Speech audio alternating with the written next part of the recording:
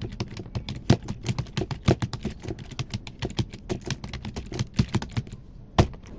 fellas, ketemu lagi sama gue Dipa Wijaya.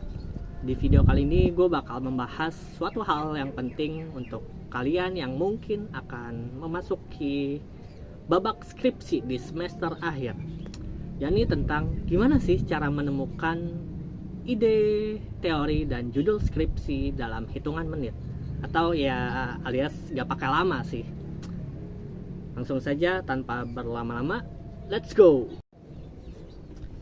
Nah, dalam hal merencanakan untuk menulis sesuatu atau menulis karya, baik itu karya ilmiah maupun non-ilmiah, gue rasa dalam hal mencari inspirasi itu bisa dikatakan gampang sampai susah.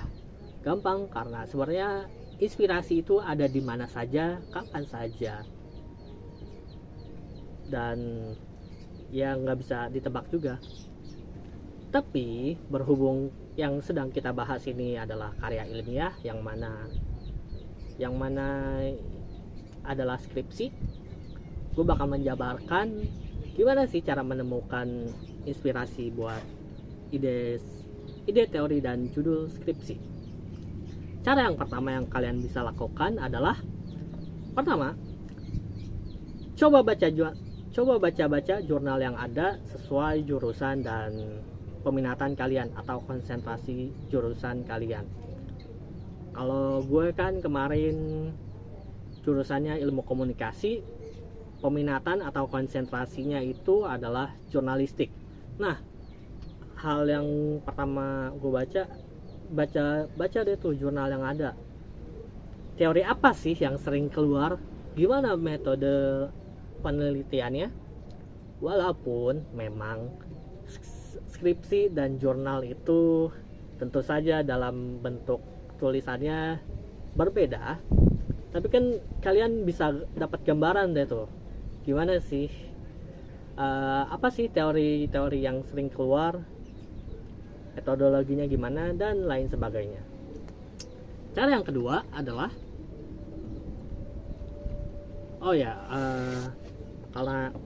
karena gue jurnalistik, kemarin teori-teori yang keluar seingat gue ada framing, semiotika,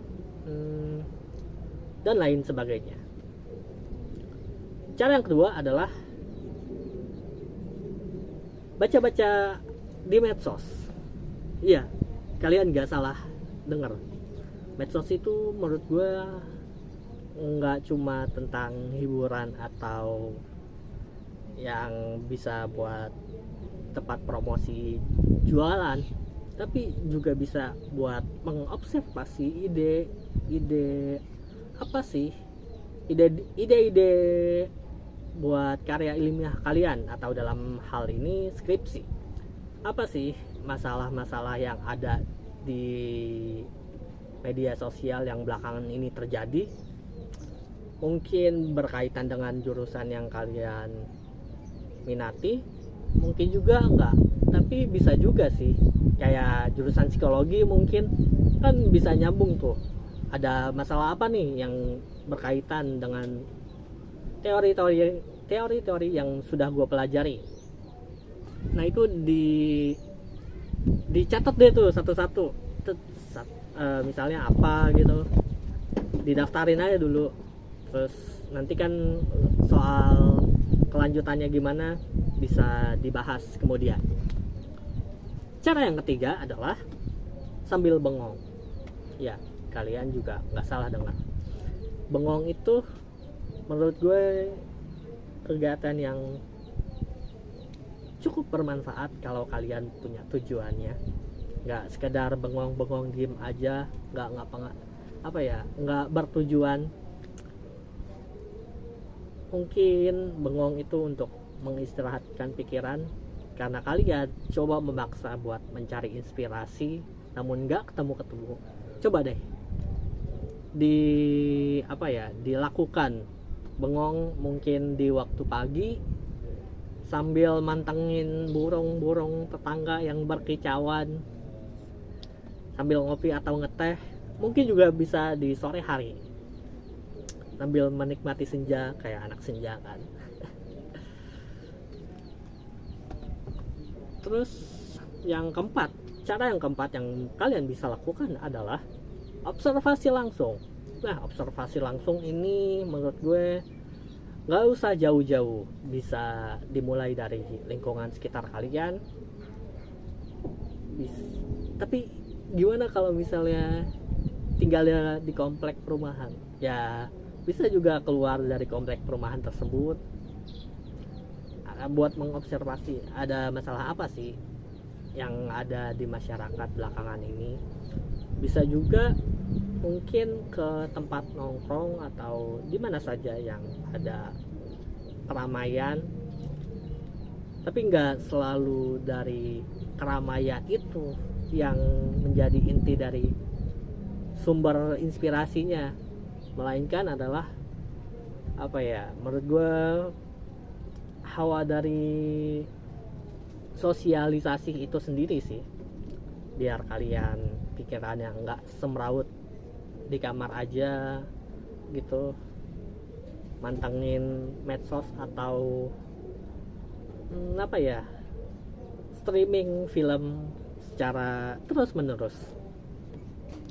Nah, kalau udah kayak gitu gimana tuh? Masuk ke bagian 2, eksekusi ide.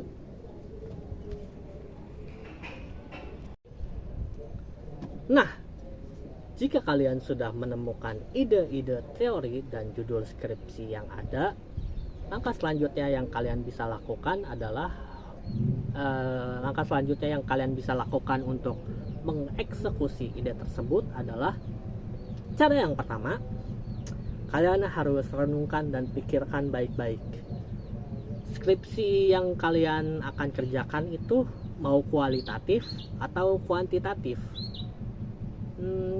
Sepaham gue nih ya, teori-teori dari suatu ilmu untuk penelitian itu sepaket dengan metodologi penelitiannya. Jadi kalau misalnya teori A, metodologi penelitiannya mungkin harus kuantitatif, sedangkan yang lain bisa kualitatif. Nah, dari perbedaan dua hal tersebut, kalian ukur deh tuh kemampuan diri kalian. Kalian tipe orang yang bisa atau mampu buat mengolah data-data secara angka nggak sih? Itu kalau bisa, berarti kalian bisa mengeksekusi ide teori dan judul skripsi yang ada dengan metode kuantitatif. Kalau nggak bisa, kalian bisa pilih kualitatif. Kualitatif itu juga ada beberapa kan ya, yang pernah gue pakai adalah kualitatif deskriptif. Cara yang kedua adalah, buku-buku referensinya udah cukup belum? Dalam hal ini mencukupi kebutuhan buku-buku referensi. Ya gue tahu buku-buku referensi buat skripsi itu pada kenyataannya nggak bisa dikumpulkan dalam sekali waktu, bisa bertahap secara kecil-kecilan, 1 sampai 3 buku mungkin, atau mungkin kebutuhannya itu bisa sampai 6 buku, tapi kalian cicil per 2 kali, per 3 kali maksudnya, jadi 2, atau mungkin bisa kurang, bisa lebih, terserah kalian juga. Kenapa?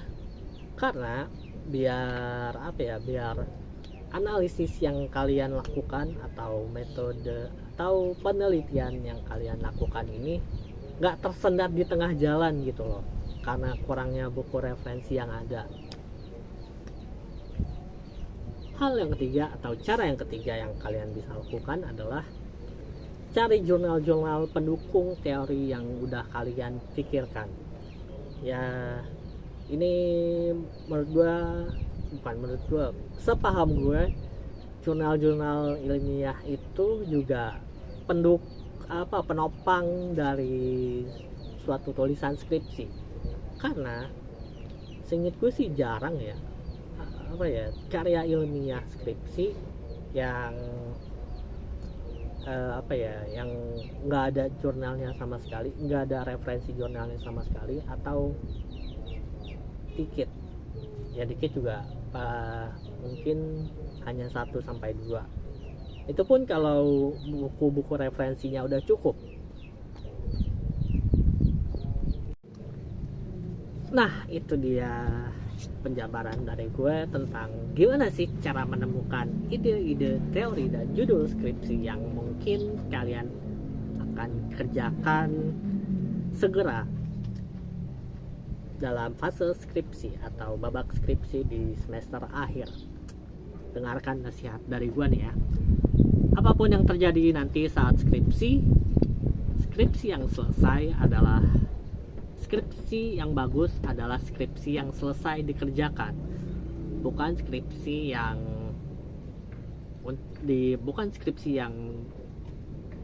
hanya sekedar dipikirkan untuk sempurna.